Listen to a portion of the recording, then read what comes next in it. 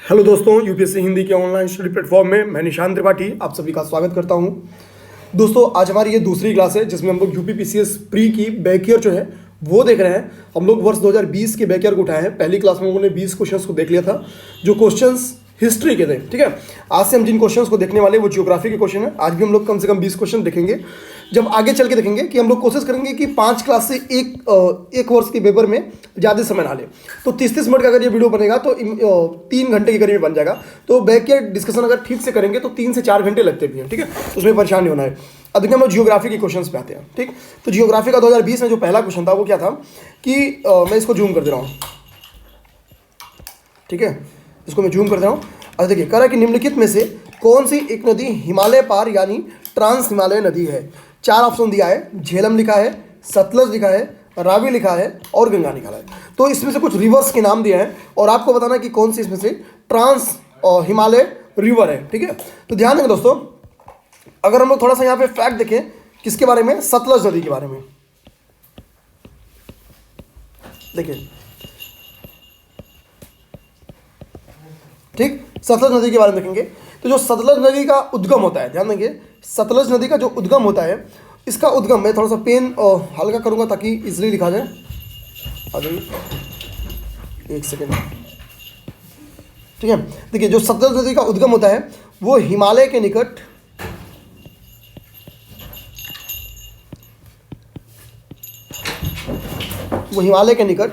राक्षस ताल, ध्यान देंगे हिमालय के निकट राक्षस ताल से होता है। राक्षस ताल से होता है। ठीक है, तो सतलज नदी का जो उद्गम होता है वो हिमालय के निकट राक्षस ताल से होता है। सेकंड फैक्ट अगर हम लोग इसी सतलज नदी के बारे में देख लेंगे तो सतलज नदी क्या है, इसके ये नदी बेसिकली हिमाचल प्रदेश से फ्लो होती है। ध्यान देंगे हिमाचल प्रदेश से फ्लो करती है और इसी हिमाचल प्रदेश में क्या इस नदी पर एक भाखड़ा नांगल बांध बनाया गया है। ध्यान देंगे भाखड़ा नांगल बांध बनाया गया है। मैं लिख देता हूं, भाखड़ा नांगल। ठीक है, भाखड़ा नांगल बांध बनाया गया है। भाखड़ा नांगल बांध बनाया गया इसी नदी में बनाया गया है। तो ये सेकंड फैक्ट हो गया कि एक तो पहला फैक्ट क्या होगा कि ये नदी क्या है, हिमालय के निकट क्या है, राक्षस से निकलती है। सेकंड हो गया क्या कि ये हिमाचल प्रदेश में स्थित है और इसी प्रदेश में भाखड़ा नांगल बांध बनाया गया। कहाँ पे, सतलज नदी पर ही बनाया गया है। अच्छा, हम लोग नेक्स्ट फैक्ट देखेंगे इस नदी के बारे में। तो देखेंगे इसी भाखड़ा नांगल बांध के पीछे क्या है, इसी भाखड़ा नांगल बांध के पीछे इसी नदी पर इसी नदी पर क्या है कि एक जलाशय बनाया गया है जिसका नाम है गोविंद सागर जलाशय। गोविंद सागर जलाशय, गोविंद सागर जलाशय। ठीक है, इसको भी स्टार्ट कर देते हैं। तो गोविंद सागर जलाशय हो गया।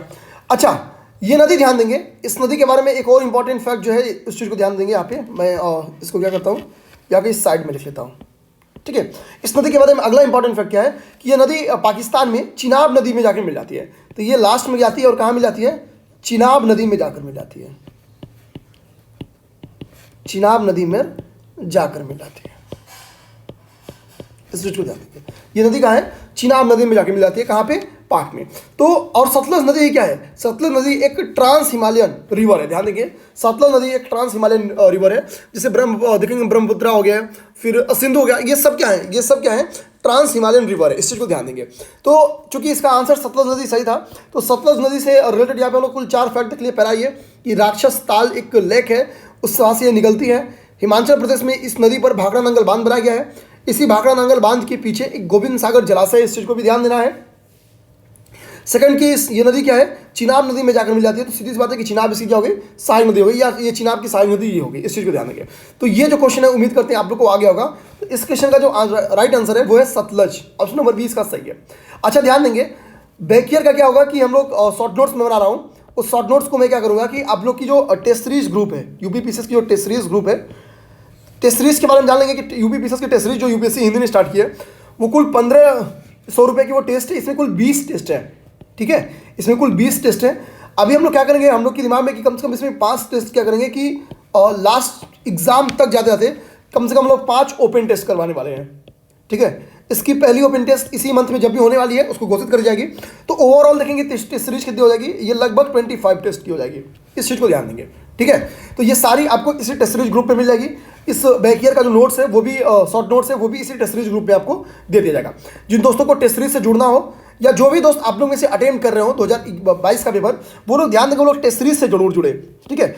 8840751912 ये यूपीएससी हिंदी का वो कॉन्टैक्ट नंबर है जहां आप व्हाट्सएप या टेलीग्राम करके इस टेस्ट सीरीज से रिलेटेड जो भी जानकारी है उससे आप लोग ले सकते हैं। और एक चीज़ आपको मैं और बता दूं दोस्तों कि जो दोस्त 2022 का प्री दे रहे हैं, 2022 का प्री दे रहे हैं या 2023 का प्री देने वाले हैं, उन लोग के लिए एक daily answer writing batch UPSC Hindi चला रही है। ध्यान देंगे, डेली आंसर राइटिंग बैच का ये फायदा है कि आपकी आंसर राइटिंग की जो कंटिन्यूटी है वो बनी रहती है और इसकी क्वेश्चन की क्वालिटी देखेंगे तो उस एकदम दमदार क्वालिटी होती है, ठीक है।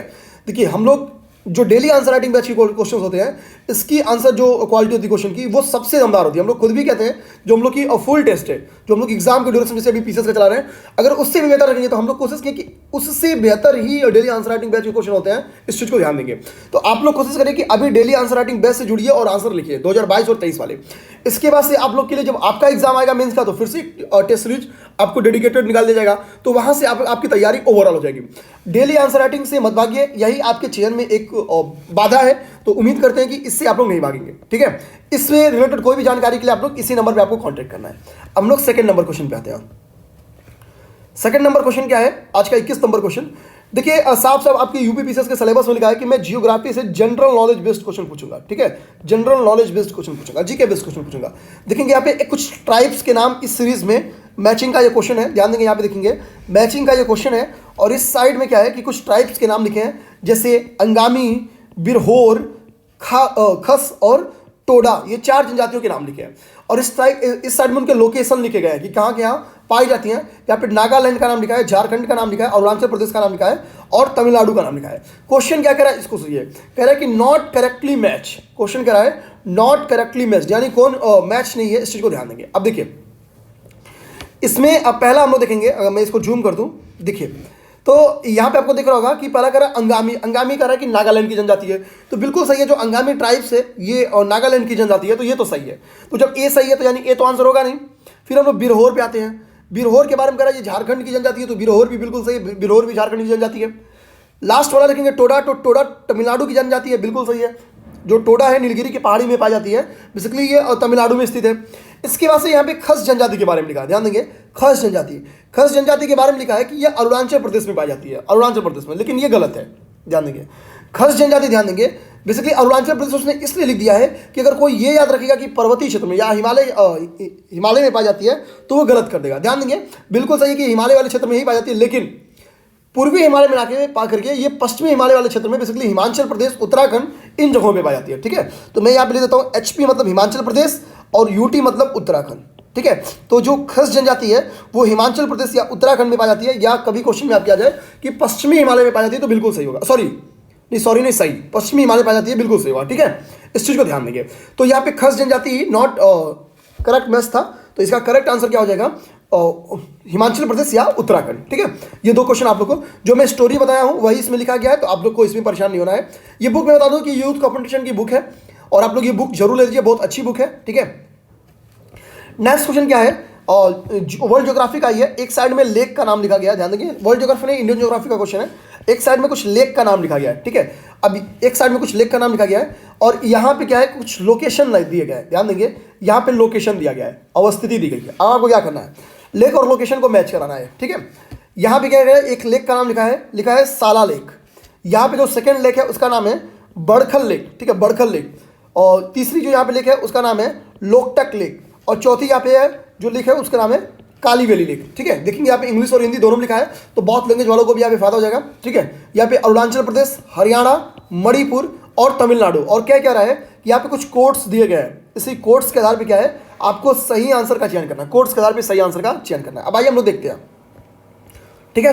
अब देखिए साला लेक अगर हम लोग देखेंगे तो साला लेक कहाँ पे स्थित है? सबसे बड़ी बात तो यही आती है भैया कि साला लेक कहाँ पे स्थित है, तो साला लेक अरुणाचल प्रदेश में स्थित है। इस चीज को ध्यान देंगे, साला लेक अरुणाचल प्रदेश में स्थित है। तो जब साला लेक अरुणाचल प्रदेश में स्थित है तो अरुणाचल प्रदेश कहाँ पे है? पॉइंट नंबर 1 में ही अरुणाचल प्रदेश स्थित है। तो यानी एक का क्या हो जाएगा, एक का ए हो जाएगा, ए का एक हो जाएगा। अच्छा हम लोग देखेंगे नेक्स्ट, तो जो बड़खल झील है, बड़खल झील कहाँ पे है? हरियाणा में स्थित है। हरियाणा कहाँ पे है? हरियाणा 2 नंबर पॉइंट पे है, तो बी का क्या हो जाएगा, बी का 2 हो जाएगा। इस चीज को ध्यान देंगे, बी का क्या हो जाएगा, 2 हो जाएगा। अब यहाँ पे ध्यान देंगे दोस्तों, जो लोकटक है, यहाँ पे ध्यान देंगे, जो लोकटक लेक है वो मणिपुर में स्थित है। तो चूंकि सामने सामने ही मणिपुर भी लिख दिया है, तो सी का क्या हो जाएगा, सी का 3 हो जाएगा। ये बहुत आसान सा बना दिया था। और डी का 4 हो जाएगा, एकदम सामने सामने लोग मैचिंग करवा देता। ठीक है, तो 1 2 3 4 जहाँ ऑप्शन में दिखेगा वही सही हो जाएगा। ऑप्शन नंबर ए इसका सही है। ठीक है, देखिए यहाँ पे लोकटक लेक लोगों को नॉर्मली पता होता है, ये बहुत आसान सा था। तो सी का 3 तो मेरा मानना है सबको पता था, लगभग लोगों को पता था कि सी का 3 होगा। तो 2 नंबर अपने बेसिक दिमाग से, केवल एनसीईआरटी के दम पे आप लोग बेसिक दिमाग से इसको काट के अलग कर सकते हैं। आप लोग इसको 50-50 का क्वेश्चन बना सकते थे, इस चीज को ध्यान दें, 50-50। तो काली वैली झील कहाँ पे है? काली वैली झील आपकी तमिलनाडु में स्थित है। साला झील कहाँ पे है? और अरुणाचल प्रदेश में स्थित है। बड़खल झील कहाँ पे है? हरियाणा में स्थित है। अब लोग नेक्स्ट आएंगे। नेक्स्ट क्वेश्चन क्या कर रहा है? कह रहा है निम्नलिखित में से कौन सी भारत की, ध्यान देंगे, नवीनतम पर्वत श्रेणी है? ठीक है, यंगेस्ट माउंटेन रेंज है इंडिया का, ये क्वेश्चन है। ठीक है, और नेक्स्ट क्वेश्चन आपका 23वां नंबर है कि यंगेस्ट माउंटेन रेंज कौन सी है भारत की? यहाँ पे लिखा है हिमाद्री, अरावली, वेस्टर्न घाट, ठीक है, और यहाँ पे लिखा है विंध्यन रेंज। ठीक है, यहाँ पे लिखा है विंध्यन रेंज। तो हम लोग अगर इसमें जाएंगे तो नो डाउट कि भैया ये जो नवीनतम पर्वत रेंज है वो हिमाद्री ही है। ध्यान देंगे, वो हिमाद्री श्रेणी है। ठीक, जो हिमाद्री श्रेणी है वो सबसे नवीनतम श्रेणी, इस चीज को ध्यान देंगे। ठीक है, विंध्य क्या है? अवशिष्ट पर्वत का एग्जाम्पल है। ठीक है, और अरावली भी बेसिकली। ठीक, तो ये दोनों तो होने ही नहीं है, इस चीज को तो मान लीजिए एकदम। अब हम लोग आते हैं, अच्छा, अब हम लोग ये तो पता कर लिए कि भैया इसका आंसर क्या बात है। सीधी सी बात है कि भैया निम्नलिखित में से कौन सी भारत की नवीनतम यानी यंगेस्ट माउंटेन रेंज है, तो उसका तो आंसर मिल गया कि भैया वो हिमाद्री श्रेणी है। ठीक, अच्छा, आप लोग एक चीज ध्यान दीजिए, कभी भी पेपर में ये क्वेश्चन भी बन जा सकता है कि हिमाद्री श्रेणी स्थित कहाँ है। तो ध्यान देंगे, जो हिमाद्री श्रेणी है दोस्तों, जो हिमाद्री श्रेणी है आपकी, ये श्रेणी क्या है? ट्रांस हिमालय, यहाँ पे मैं TH मतलब लिख देता हूँ, ट्रांस हिमालय और मध्य हिमालय के बीच में स्थित है। MH मतलब मध्य हिमालय लिख देता हूँ। ध्यान देंगे, मध्य हिमालय इसके बीच में स्थित है। ठीक है, और इसी हिमाद्री को ही हम लोग क्या कहते हैं? इसी हिमाद्री को ही हम लोग क्या कहते हैं? ध्यान देंगे, महान हिमालय भी कहते हैं। महान हिमालय भी कहते हैं। नवीनतम से अभी भी इतना भी समझ जाएंगे कि अभी रिसेंट में एक डाटा आया है कि 0.8 मीटर की ग्रोथ दर्ज की गई है हिमालयन रेंज में। इस चीज को ध्यान देंगे, ये चाइना और किसी एक और कंट्री की ये मिली जुली स्टडी है। ठीक है, इससे ये पता चलता है कि हिमाद्री रेंज क्या है, ये नवीनतम है। ठीक है, इस चीज को ध्यान देंगे। तो ये क्या है कि ट्रांस हिमालय और मध्य हिमालय जो है उन दोनों के बीच में स्थित है, और हिमाद्री श्रेणी को हम लोग महान हिमालय भी कहते हैं। तो 23 का आंसर क्या होगा? ऑप्शन नंबर ए हो गया। हम लोग आते हैं 24 पे आते हैं। 24 नंबर क्वेश्चन क्या कह रहा है? कह रहा है कि कश्मीर घाटी अवस्थित है। ठीक है, तो कहाँ, किसके किसके बीच है जो कश्मीर घाटी है, जो वैली ऑफ कश्मीर है, वो कहाँ पर स्थित है उसको बताना है। इस चीज को ध्यान देंगे। यहाँ पे कह रहा है कि जो कांगड़ा है एंड जो धौलाधर पर श्रेणी है, रेंज है, उसके बीच में। तो ध्यान देंगे, कश्मीर घाटी क्या है? पीर पंजाल और हिमाद्री पर्वत श्रेणी के मध्य स्थित है। तो ऑप्शन डालेंगे, देखेंगे कि पीर पंजाल और हिमाद्री श्रेणी कहाँ पे स्थित है। तो देखिए सेकंड नंबर ऑप्शन लिखा है कि पीर पंजाल एंड हिमाद्री रेंज। ठीक है, तो एकदम सही है कि जो वैली ऑफ कश्मीर है, ध्यान देंगे, जो वैली ऑफ कश्मीर है वो पीर पंजाल एंड हिमाद्री रेंज में ही स्थित है। ध्यान देंगे, यहीं पे क्या है, यहीं स्थित क्या है? वैली ऑफ कश्मीर स्थित है।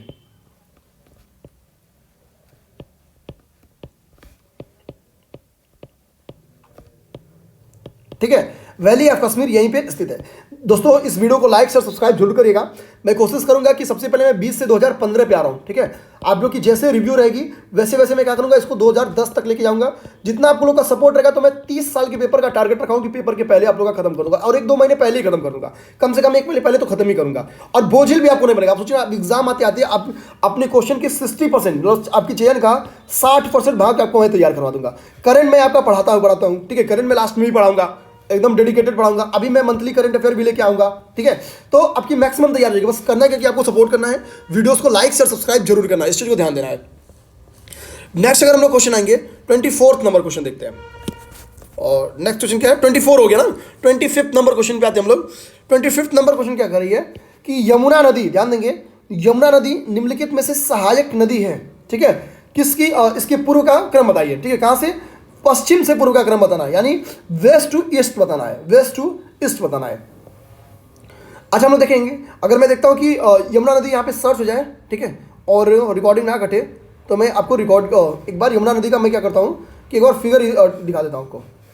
अब देखिए, आप लोग को तैयारी भी देखिए सेम प्रोसेस में करना है। Yamuna river, west to east ये क्वेश्चन था कि आपको वेस्ट टू ईस्ट इसको मैच करना था, ठीक है। दिख जाए भाई मैप में,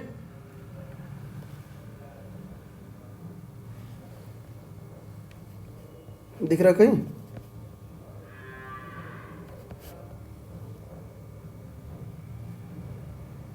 यमुना तो दिख रही है, लेकिन यमुना की सहायक नदी ये थोड़ी सी नहीं दिख रही है, इसमें शायद कुछ दिखे तो क्लियर नहीं है फिगर, ये बड़ी बात पड़ रही है, नहीं दिख रही, साफ हो गया। ठीक, मैं इस क्वेश्चन का आंसर मैं चाह रहा हूँ ना आप लोग को दिखा दूँ, दिखाने का फायदा क्या रहेगा कि चीज़ें दिमाग में बैठ जाएंगी। ठीक है यार, क्या कर रहे हैं, दिख रहे क्या आप लोग को? एक सेकेंड,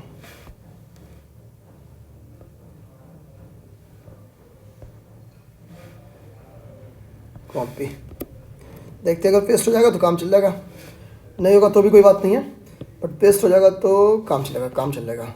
आज ही देखते हैं। अब यहाँ पे यमुना दिख रही क्या? इसको मिटा लेते हैं हम लोग, ठीक है। एक बार यमुना को खोज लेते हैं, यमुना है किधर? ये तो गंगा हो गई, ठीक है। यहाँ पे यमुना का एग्जैक्ट पता नहीं चल रहा है, बहुत क्लियर पिक आई नहीं है, एक बार देखते हैं कुछ और मिल जाए तो ठीक रहेगा। नहीं मिलेगा तो हम लोग इस क्वेश्चन को आंसर कर लेंगे, ठीक है। बस मेरे दिमाग में ये था कि मिल जाएगा तो ये रहेगा, आप लोग के दिमाग में पीछे बैठ जाएंगे, ठीक है। ये मिल गया, चलिए ये मिल गया, ये अच्छा फिगर भी है तो और इसको कॉपी, चलिए ठीक है। जिससे क्या है ना कि फिगर एक बार देख लेते हैं तो वो दिमाग में चीज़ें बैठी रहती हैं तो भूलेंगे नहीं, ठीक, ये फ़ायदा होता है। आइए देखते हैं हम लोग, अब देखेंगे इसको मैं यहाँ पे साइड में कर लेता हूँ, इस तरफ कर लेता हूँ। अब पहले जो रिवर्स है वो देखिए, यहाँ पे कह रहा है कि बेतवा को, केन को, सिंध को और चंबल को आपको वेस्ट टू ईस्ट इसको मिलाना है, वेस्ट टू ईस्ट मिलाना है। अब हम लोग क्या करते हैं, यहाँ पे इसको जूम कर रहा हूँ मैं, ठीक है। ये देखिए यहाँ पे ये दिखा रहा है कि यमुना रिवर है, ये आपकी यमुना रिवर है, जो यहाँ पे आके क्या है, गंगा रिवर से मैच कर रही है। देखिए अब ये फिगर उतना क्लियर नहीं है, बट मैं इसको फिर भी बता दूँगा। देखिए यहाँ पे चंबल लिखा हुआ है, इस चीज़ को ध्यान देंगे, यहाँ पे चंबल लिखा हुआ है, ठीक।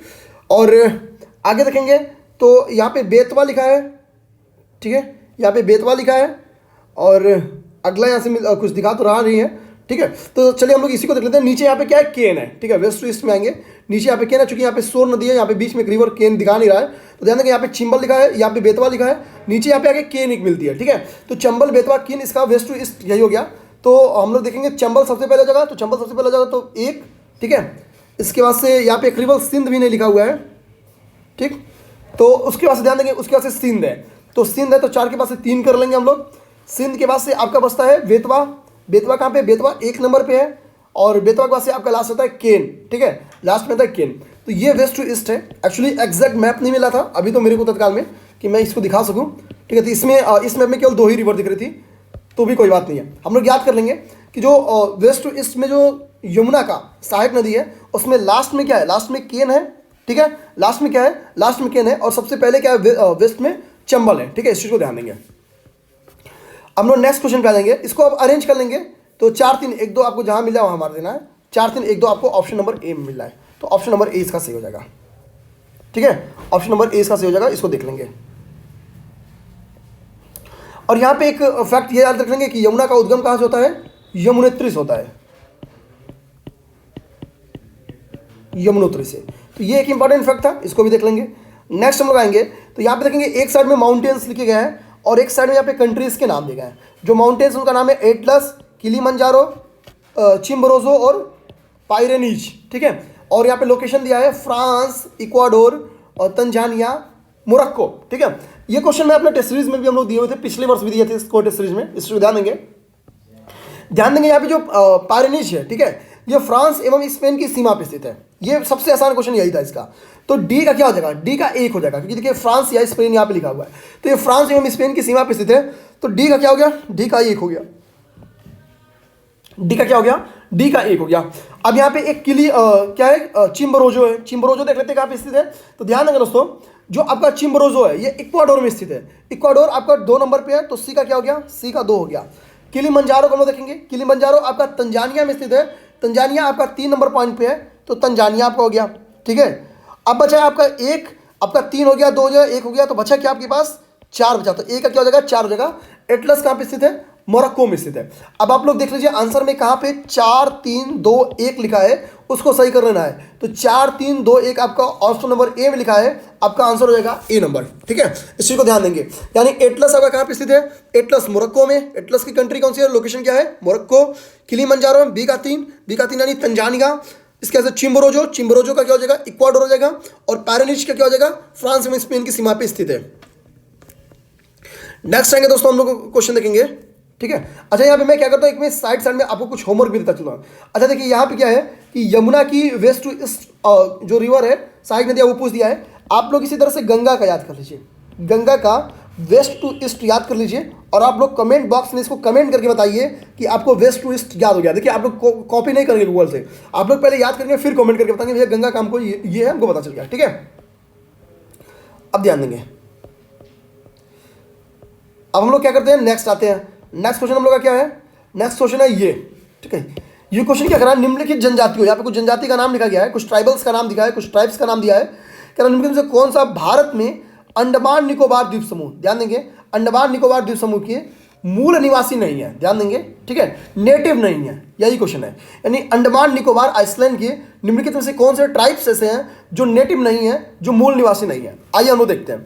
4 का नाम लिखा है यहाँ पे 1 का नाम लिखा है होलचू, उसके बाद से लिखा है ओंजे, उसके बाद से लिखा है रेंगमा और सोम्पेन लिखा है। ध्यान देंगे दोस्तों, जो यहाँ पे आप लोग रेंगमा जनजाति देख रहे हैं ना, रेंगमा ऑप्शन नंबर बी में, ये रेंगमा अंडमान निकोबार की जनजाति है ही नहीं। ये क्या है? ये नॉर्थ ईस्ट की जनजाति है, बेसिकली ये नागालैंड की जनजाति है। इस चीज को ध्यान देंगे, ये नागालैंड की जनजाति है। तो भैया नागालैंड नॉर्थ ईस्ट की जनजाति, अगर आपको इतना भी याद रहता तो भी भैया नागालैंड की जनजाति नॉर्थ ईस्ट में जाके क्या करेगी? ठीक है, बाकी जो होलचू है, जो ओंजो है, जो सेम्पीज है, ध्यान देंगे। एक्चुअली ये क्वेश्चन करंट बेस्ड था। जो सेंट्रलिस्ट जनजाति है और इसकी अंडमान निकोबार की, वो एक अमेरिकी यात्री की हत्या कर दी थी, टूरिस्ट था वो, और यहीं से अंडमान निकोबार की जनजातियां न्यूज में आ गई थी। ठीक है, तो हालचू, ओंजे, सोम्पेन, ठीक है, 3 का नाम तो यहाँ पे लिखा हुआ है। मैं कुछ का और भी नाम आपको बता दूं। ठीक है, जैसे मैं यहाँ पे लिख दूं और कोई जगह कुछ अच्छा सा यहाँ पे। ठीक है, जारवा, जारवा भी यहीं की जनजाति है, इस चीज को ध्यान देंगे। जारवा भी अंडमान निकोबार की जनजाति है। ठीक, अब यहाँ पे हालचू और ओंजे लिखा हुआ है, तो हम लोग क्या करते हैं, हालचू और सोम्पेन भी लिखा हुआ है। सोम्पेन एक ही हम लोग दिमाग में रख लेंगे और वो लिख लेंगे सेंटिनल। ठीक है, यही जनजाति जो अमेरिकी टूरिस्ट की हत्या करती थी।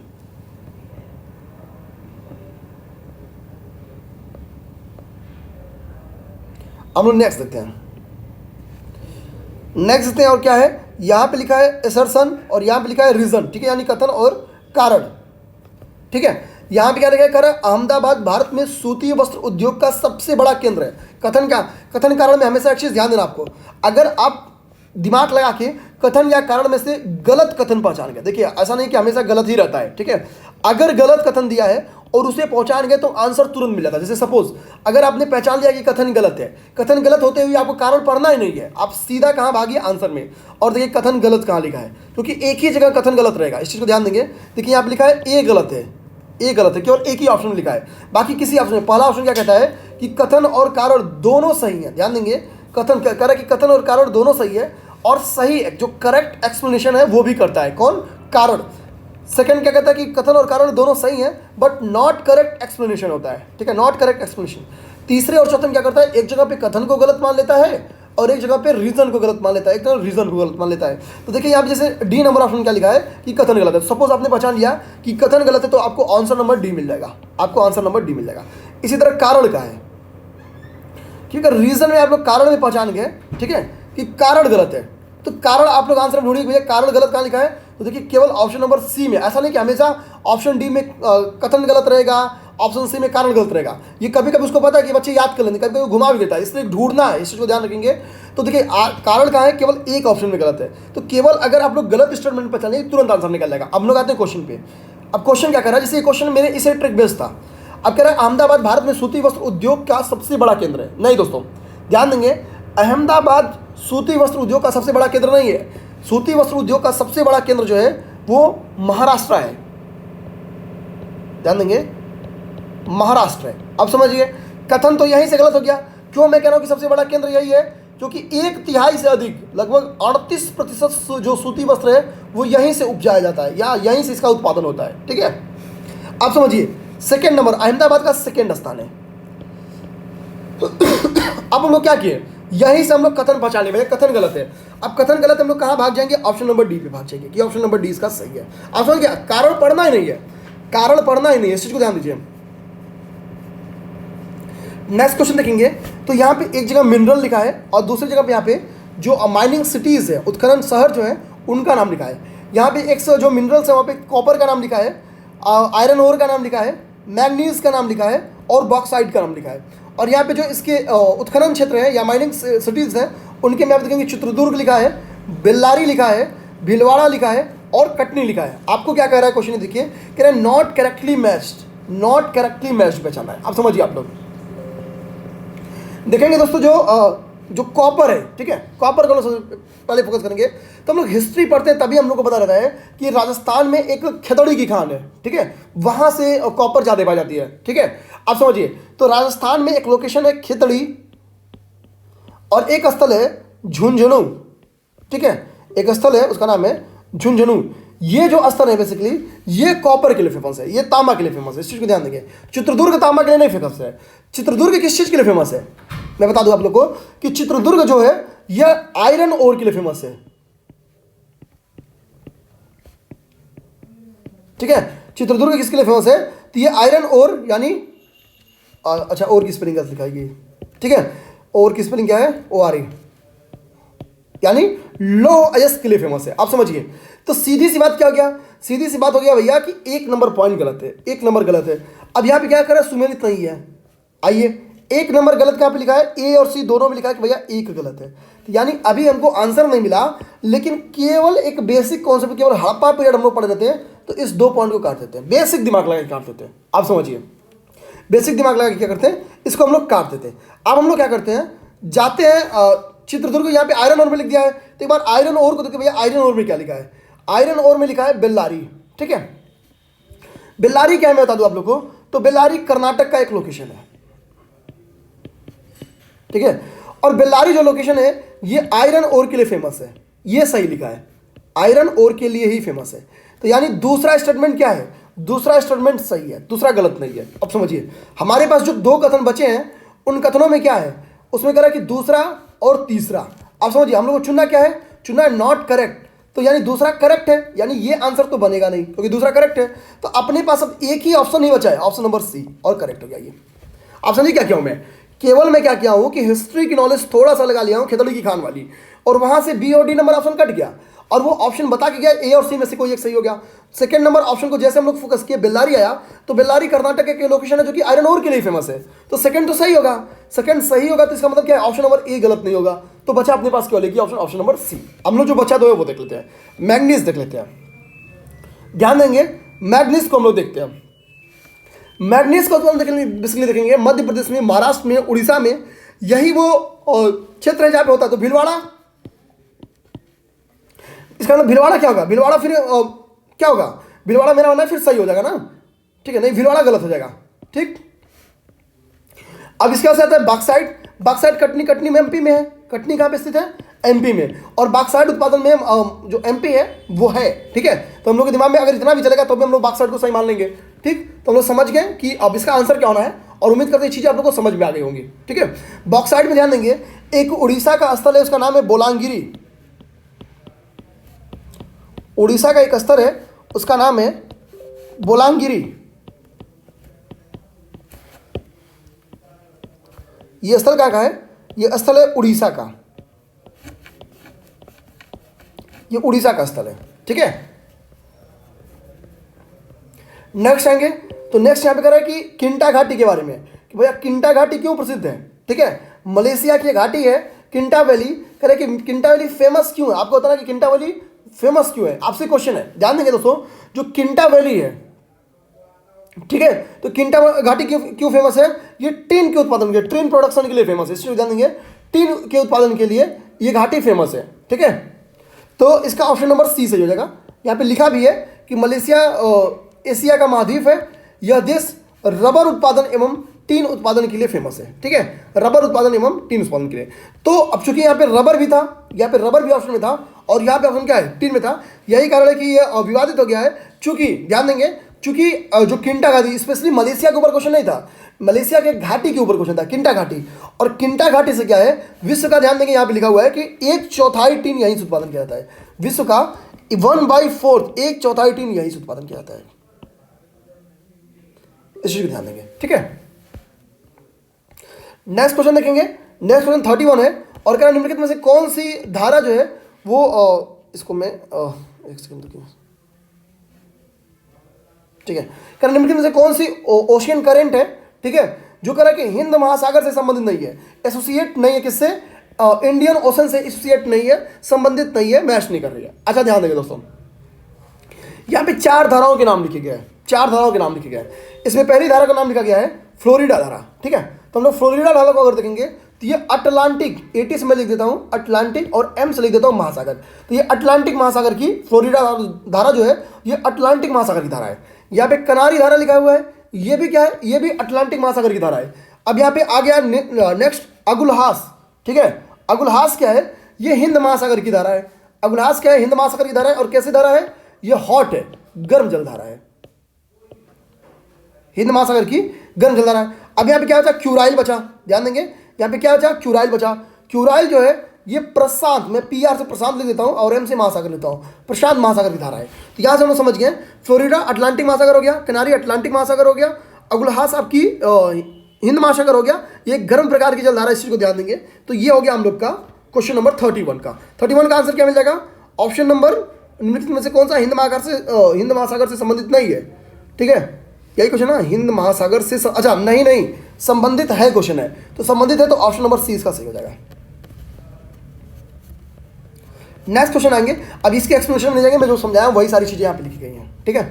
तो आप लोग क्यों उसको पढ़ेंगे जब मैं समझा दिया हूँ। अब यहाँ पे देखिए कि उष्णकटिबंधीय चक्रवात के बारे में लिखा है, ट्रॉपिकल साइक्लोन्स के बारे में लिखा है, और इन साइक्लोन्स का संबंध किस कंट्री से ये लिखा हुआ है। यहाँ पे देखिए कुछ साइक्लोन्स के नाम लिखे हैं, जैसे बेगुआ, ठीक है, हरिकेन, टाइफोन, विली विली। ये सबसे फेवरेट क्वेश्चन है, एफ से मतलब फेवरेट, ठीक है, सबसे फेवरेट क्वेश्चन है यूपीपीएससी का। विली विली तो उनमें सबसे फेवरेट है, ठीक है।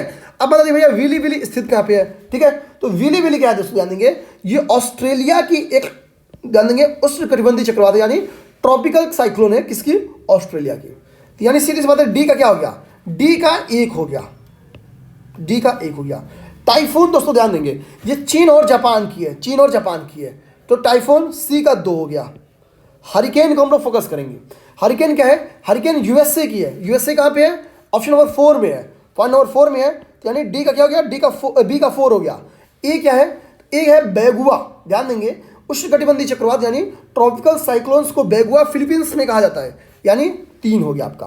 तो यहाँ पे ए का 3 हो गया, बी का 4 हो गया, ठीक है। तो 3 4 2 1 ऑप्शन में खोजेंगे कहाँ पे है, 3 4 1 2 ये नहीं होगा, 3 4 2 1 मिल गया, ऑप्शन नंबर 20 का सही हो गया।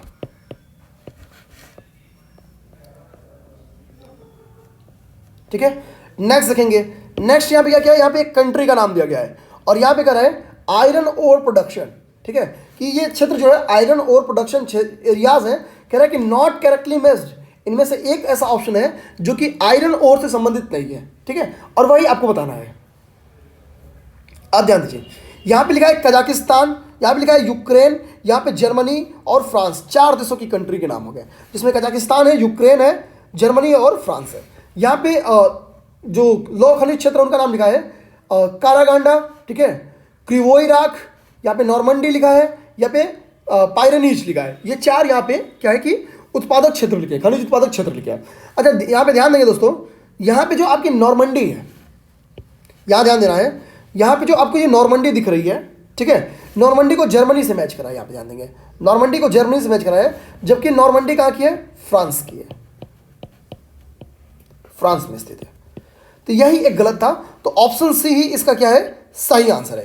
यानी कजाकिस्तान का जो आयरन ओर एरिया है वो है कारागंडा, यूक्रेन का क्या है क्रिवोई राग है, फ्रांस का क्या है पायरेनीज है, और जो नॉर्मंडी है वो भी क्या है फ्रांस की ही है, ठीक है। अब चीज समझिए, यानी फ्रांस की 2 है, फ्रांस की 2 है, और उन दोनों का नाम क्या है, एक का नाम है नॉर्मंडी,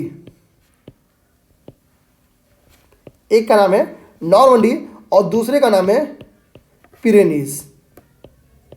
ये दोनों आयरन ओर एरियाज हैं और किस देश के, फ्रांस के। नेक्स्ट क्वेश्चन आएंगे 34 नंबर क्वेश्चन।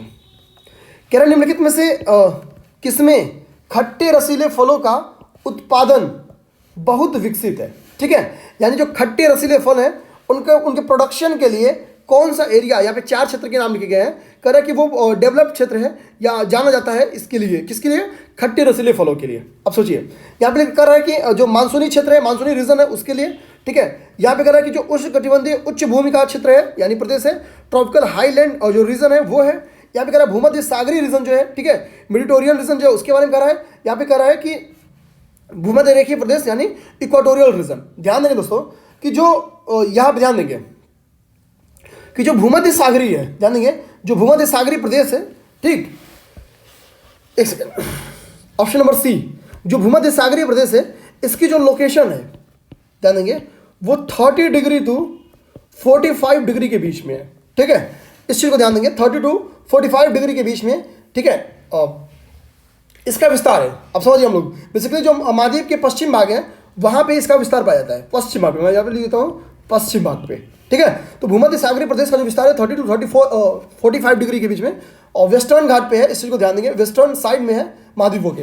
अब ध्यान देंगे यही वो क्षेत्र है या यही वो हम कहते हैं भूमध्य सागरीय प्रदेश है जो कि रसीले फलों का उत्पादन यहाँ पे किया जाता है। यहाँ पे क्या है, रसीले फलों का उत्पादन किया। रसीले फल कौन से हो गए, नींबू हो गया, अंगूर हो गया, ठीक है, संतरा हो गया, तो हम लोग कहते हैं रसीले फलों का यहाँ पे उत्पादन किया जाता है, रसीले फलों का यहाँ पे उत्पादन किया जाता है। यहाँ से एक और इंपॉर्टेंट फैक्ट निकल के क्या आता है कि ये भूमध्य सागरीय प्रदेश है, ठीक है, इस क्षेत्र को विश्व के मकानों की भूमि के रूप में जाना जाता है। ध्यान देंगे इसको विश्व के मकानों की भूमि के रूप में जाना जाता है। इस चीज को ध्यान देंगे, इसे विश्व की मकानों की भूमि के रूप में इसको जाना जाता है। इस चीज को भी अपने दिमाग में रखना है। सॉरी, मकानों नहीं, यहाँ पे बगानों है, ठीक है,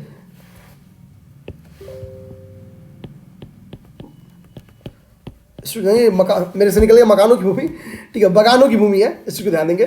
ठीक है, वो फ्लो में निकल गया है, तो इस चीज़ को ध्यान देंगे, ये इंपॉर्टेंट भी कर लीजिए पीटी के लिए।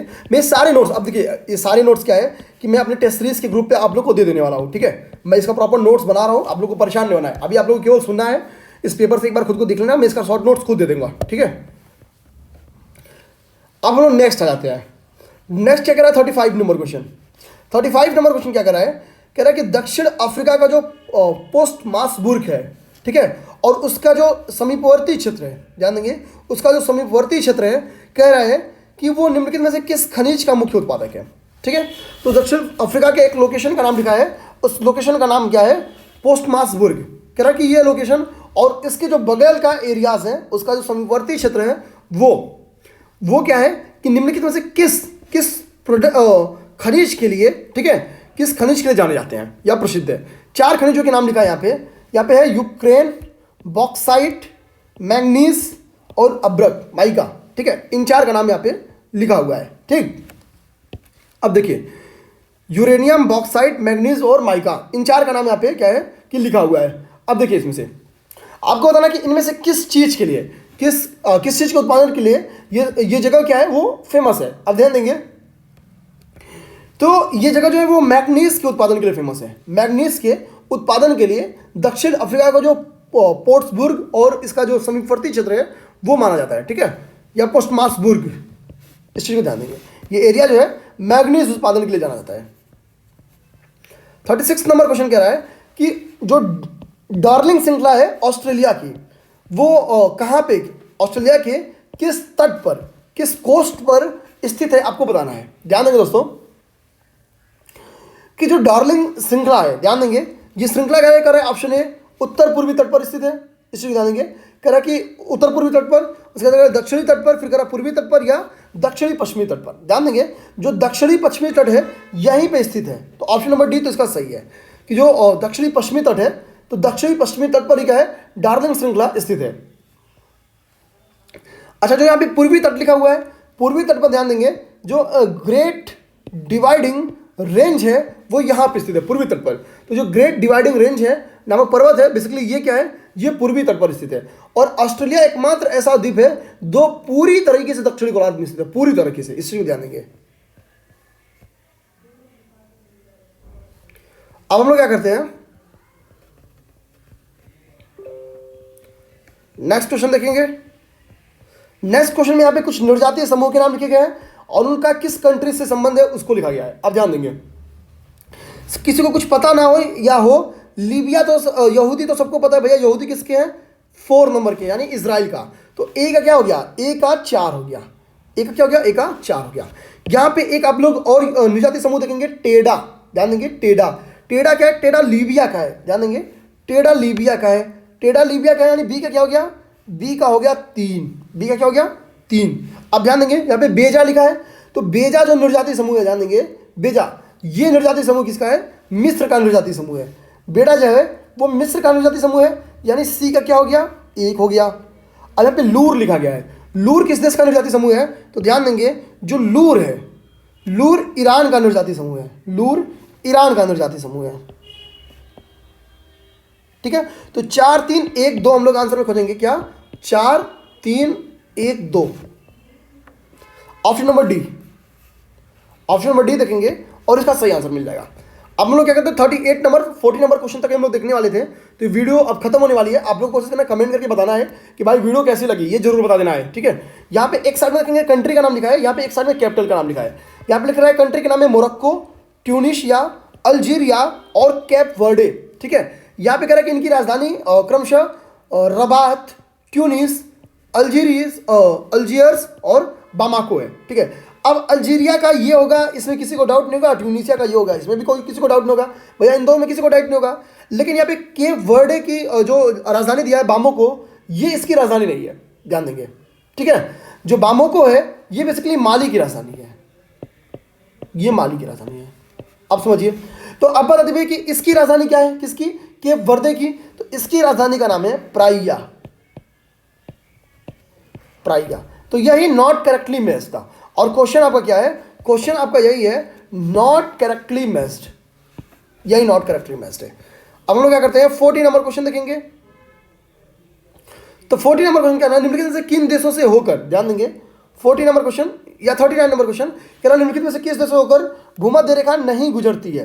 नहीं गुजरती है।